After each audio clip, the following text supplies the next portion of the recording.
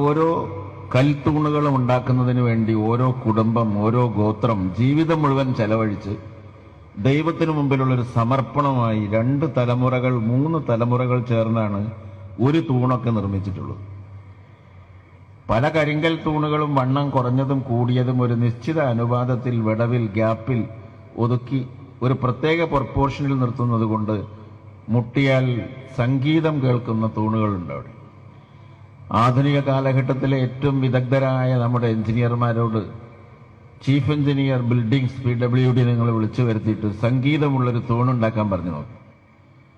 അവൻ M.Tech civil പഠിച്ച സമയത്ത് മനസ്സിലാക്കിയ ഏതോ ഒരു ചിത്രം വരച്ച് ഒരു തൂണുണ്ടാക്കി തരും. പക്ഷെ ആ തൂണിലൊന്നും മുട്ടിയാൽ ചിലപ്പോൾ അത് പൊളിഞ്ഞു വീഴും. കരാറുകാരൻ പണം മോഷ്ടിച്ച് കമ്പിയും സിമന്റും പാകത്തിന് കൂട്ടാതെ ഉണ്ടാക്കിയ തൂണായിരിക്കും. അപ്പൊ മീനാക്ഷി ക്ഷേത്രത്തിലെ ഈ കരിങ്കൽ തൂണുകൾ ഉണ്ടാക്കാൻ ഏത് എഞ്ചിനീയറിംഗ് വൈദഗ്ധ്യമാണ് ഉപയോഗിച്ചത്? ആരായിരുന്നു അതിന്റെ എഞ്ചിനീയർമാർ? അതുപോലെ തഞ്ചാവൂരിലെ ബൃഹദീശ്വര ക്ഷേത്രം എന്ന് പറയുന്ന ക്ഷേത്രമുണ്ട്. ആ ക്ഷേത്രം ഏറ്റവും ഉയരം കൂടിയതും അതിപുരാതനവും 800 1000 കൊല്ലമൊക്കെ പഴക്കമുള്ളതും 1000-ലേറെ വർഷം പഴക്കമുള്ളതാണ്.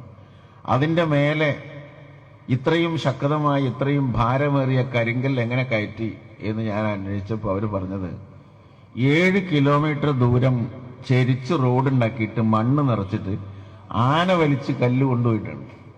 ഈ ഉയരത്തിലെത്തുന്നതിന് വേണ്ടി കുത്തനെ സ്ലോപ്പായിട്ട് 7 കിലോമീറ്റർ ദൂരം മണ്ണിട്ട് പൊക്കി ഒരു പർവ്വതം പോലൊരു സാധനം ഉണ്ടാക്കിയിട്ട് അതിന്റെ മേലെ ആന കൊണ്ടുപോയിട്ട് കരിങ്കല്ല് വെച്ചിട്ടാണ് അത് പണിതത്. പണി കഴിഞ്ഞപ്പോൾ ആ മണ്ണൊക്കെ തട്ടിക്കളയും. തഞ്ചാവൂര്, ശുചീന്ദ്രം, മധുര, മഹാബലിപുരം, ശ്രീരംഗം, മൂടബിദ്രി, എത്രയെത്ര, രാമേശ്വരം. തമിഴ്നാട്ടിൽ തന്നെ നമ്മൾ ചെന്നാൽ, അതുപോലെ കർണാടകത്തിൽ ചെന്നാൽ, ഓരോ സംസ്ഥാനങ്ങളിൽ ചെന്നാൽ, ജയ്പൂരിൽ ചെന്നാൽ കോട്ടകൾ, ആഗ്രയിൽ ചെന്നാൽ കുത്തബ് മീനാർ, താജ്മഹൽ, ഡൽഹിയിൽ ചെന്നാൽ കുത്തബ് മീനാർ, ചെങ്കോട്ട, ഫത്തേപൂർ സിക്രി. ഇന്ത്യ രാജ്യത്തിന്റെ സംസ്കാരത്തിന്റെയും ശില്പചാതുര്യത്തിന്റെയും കലയുടെയും സംസ്കാരത്തിന്റെയും ആചാരാനുഷ്ഠാനങ്ങളുടെയും വൈവിധ്യങ്ങൾ പറഞ്ഞാൽ ഒരു കണക്കുമില്ല. ഒരു മലയാളി കുട്ടികളും ഇത് കണ്ടിട്ടില്ല. മുതിർന്നവർ കണ്ടോ ഇല്ലേ എന്ന് എനിക്ക് അറിഞ്ഞുകൂടെ. അപൂർവം ചിലർ കണ്ടു കാണും. നമ്മുടെ കുട്ടികൾ ഒരു എക്സ്കർഷൻ വരുമ്പോൾ ആതിരപ്പള്ളി, വീഗാലാൻഡ് ഇവിടെയൊക്കെയാണ് കൊണ്ടുപോവുക. പൂക്കോട് തടാകം ഏർപ്പാട് തീർന്നതോടുകൂടി. എന്തുകൊണ്ട് ഈ മലയാളി തമിഴ്നാടിനെ മനസ്സിലാക്കുന്നില്ല? തമിഴ്നാട്ടുകാരൻ എന്തുകൊണ്ട് കർണാടകത്തെ മനസ്സിലാക്കുന്നില്ല? കർണാടകക്കാരൻ എന്തുകൊണ്ട് രാജസ്ഥാനെ മനസ്സിലാക്കുന്നില്ല? ഹിന്ദുവും മുസൽമാനും ഇന്ത്യയിൽ ഏറ്റവും കൂടുതലുള്ളത് ഹിന്ദുക്കളാണ്. ജനസംഖ്യയിലെ എണ്ണം കൊണ്ട് നോക്കിയ ഹിന്ദുക്കളാണ്. അത് കഴിഞ്ഞ് മുസൽമാന്മാരും പിന്നെ ക്രിസ്ത്യനും പാഴ്സിയും ജൂതനും ഒക്കെ ഉണ്ട്. ഇന്ത്യയിലെ മതേതരത്വത്തിന്റെ സംരക്ഷകന്മാർ ഇന്ത്യയിലെ ഹിന്ദുക്കളാണ് എന്ന് പറയും ഞാൻ. ഹിന്ദുവിന് ഹിന്ദു മതവും ക്രിസ്ത്യാനിക്ക് ക്രിസ്തു മതവും മുസൽമാന് ഇസ്ലാം മതവും അറിയാമെങ്കിൽ അവരാരും തമ്മിൽ വഴക്കടിക്കുകയില്ല എന്ന് നമുക്ക് ഉറപ്പായിട്ടുള്ള കാര്യമാണ്. ആരാണ് ഹിന്ദു ധർമ്മം മനസ്സിലാക്കിയ ഹിന്ദു ഉള്ളത്? ആരാണ് ഇസ്ലാം മനസ്സിലാക്കിയ, ഖുർആൻ ശരിക്കും മനസ്സിലാക്കിയ മുസൽമാൻ എവിടെയാണുള്ളത്? ഇന്ന് ക്രിസ്മസ് ഡേ ആണ്. ജീസസ് ക്രൈസ്റ്റിനെ അനുസ്മരിക്കുന്ന യേശു ക്രിസ്തുവിന്റെ ജന്മദിനം, ഈസാ നബി അലൈഹിസ്സലാമിന്റെ പിറവി നാളാണ് ഇന്ന് കരുതപ്പെടുന്നത്. അങ്ങനെയാണോ? ഇസ്ലാം അതാണോ? തീവ്രവാദമാണോ? ഭീകരതയാണോ? ഇസ്ലാമിന്റെ ഏറ്റവും വലിയ ശത്രുക്കൾ മുസ്ലിം തീവ്രവാദികളാണ്. അത് കഴിഞ്ഞു മാത്രമേ മറ്റു തീവ്രവാദികളുള്ളൂ. ഈ മതത്തെയും ഈ വിശ്വാസ പ്രമാണത്തെയും ജനമധ്യത്തിൽ താറടിച്ചു കാണിക്കുന്ന ഒരു മതത്തിനും ഭീകരമായിരിക്കാൻ സാധ്യമല്ല. ഒരു ഭീകരതക്കും മതമായിരിക്കാനും സാധ്യമല്ല. ഭീകരതക്കും മതവുമില്ല, മതത്തിന് ഭീകരതയുമില്ല. ഒരു ബന്ധവും അത് തമ്മിലില്ല. നല്ലവരായ മനുഷ്യരെല്ലാം ഈ ഭൂമിയിൽ ജനിച്ചു വീണത് വളരെ നല്ലവരായിട്ടാണ്. ശ്വാസം വലിച്ചു മരിക്കുമ്പോൾ എന്താ അവസാനം ചെയ്യുന്നത്? ലാസ്റ്റ് ബ്രീത്ത് പുറത്തേക്ക് വിട്ടു അവസാനത്തെ ശ്വാസം. സാധാരണ എന്താ ചെയ്യുന്നത്? ജനിക്കുക മരിക്കുക, ജനിക്കുക മരിക്കുക, ജനിക്കുക മരിക്കുക. ഈ ജനിമൃതികൾക്കിടയിലെ ഒരു സെക്കൻഡാണ് 70 വർഷമായി മാറുന്നത്.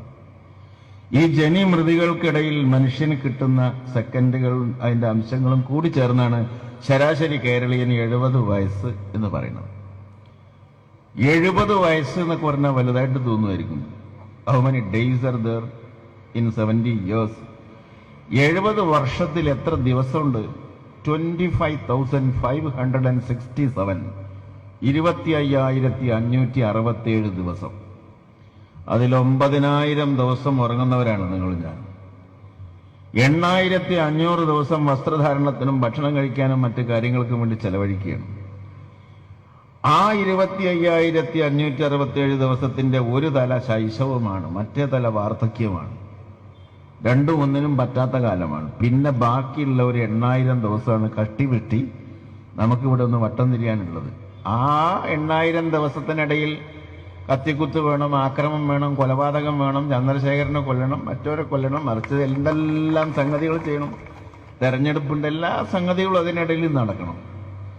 പിന്നെ നിങ്ങൾ എന്താണെന്നാണ് നിങ്ങൾ ഈ കരുതുന്നത്? നിങ്ങൾ ആരാണെന്ന് നിങ്ങൾ വിചാരം?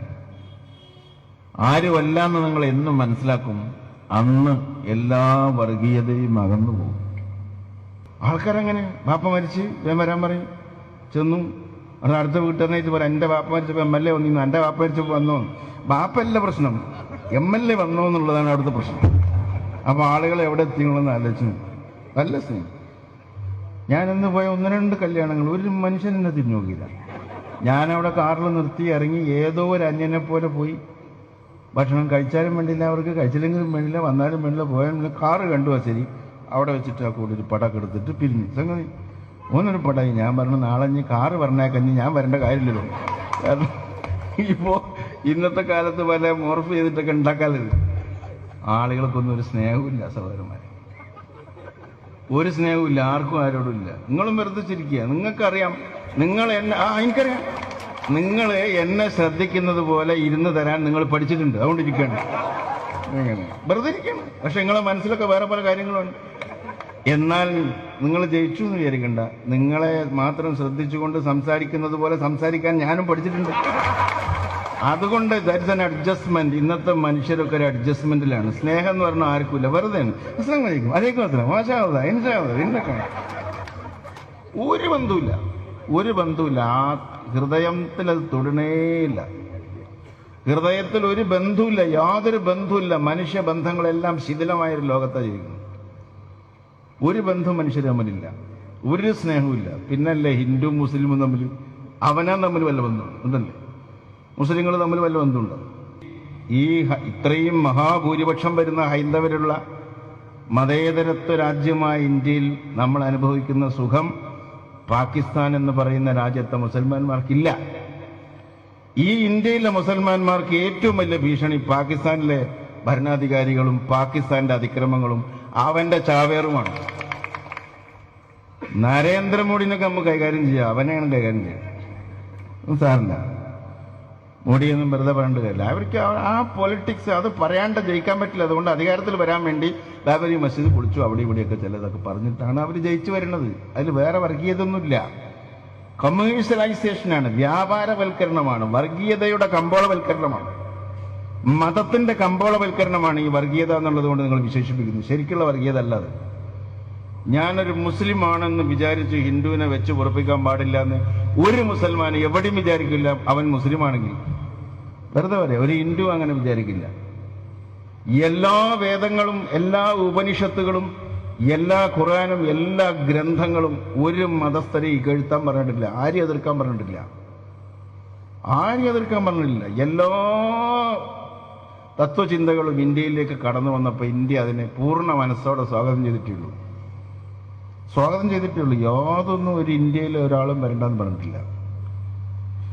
അങ്ങനെയുള്ള ഈ മഹത്തായ ഇന്ത്യ, നമ്മുടെ രാജ്യമായ ഇന്ത്യ, മതേതരത്വത്തിന്റെയും സ്നേഹത്തിന്റെയും സന്തോഷത്തിന്റെയും ഉറവിടമായി തീരാൻ ഗർ വാപ്പസി എന്ന് പറഞ്ഞാൽ ആക്ച്വലി ദാറ്റ് ഈസ് ഗർ വാപ്പസി. മനുഷ്യത്വം വിളയാടുന്ന എല്ലാ മനുഷ്യരും ഒന്നായി നിൽക്കുന്ന, ഹിന്ദുവും മുസൽമാനും ക്രിസ്ത്യാനിയും പാഴ്സിയും ജൂതനും തമ്മിൽ വ്യത്യാസമില്ലാത്ത ഒരു ഇന്ത്യ സൃഷ്ടിക്കലിനെയാണ് ഗർ വാപ്പസി എന്ന് പറയുന്നത്, അല്ലാണ്ട് മറ്റതല്ല. ഈ സമാപന സമ്മേളനം ഉദ്ഘാടനം ചെയ്തതായി പ്രഖ്യാപിച്ച് ഞാൻ